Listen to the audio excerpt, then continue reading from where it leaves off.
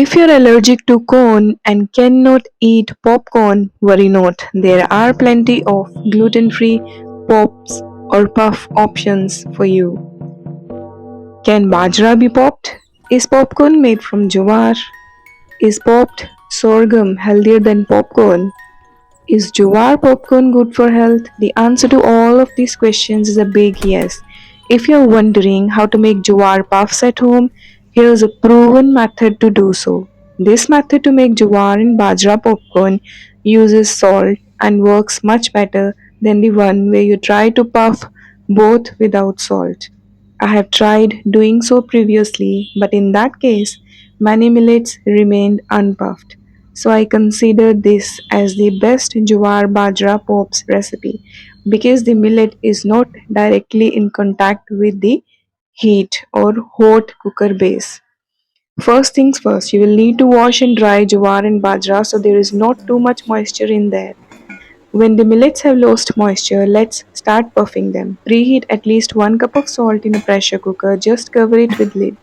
Do not lock the cooker. Preheat on Jesus, high what flame is for really 5 in minutes. pot? Add jowar in batches and keep flame to medium. Continue to stir, otherwise the millets will burn easily. Ever wondered why do millets puff? Well, each of these have inherent moisture since they are plant produce. So there is some moisture inside these seeds. When you heat them, the moisture tries to find a space to escape, and as a result, the millet pops. These gorgeous jowar puffs at home are the result. Did you know that popping helps break the anti-nutrient toxic phytic barrier surrounding the seed cover? Now don't forget to sift the millet to separate it from salt. Jowar puffs combine well with bajra pops and a handful of peanuts, roasted makhana, sabudana, and curry leaves, or even mint powder to make a flavorful, oil-free, gluten-free snack. Similarly, let's start roasting bajra.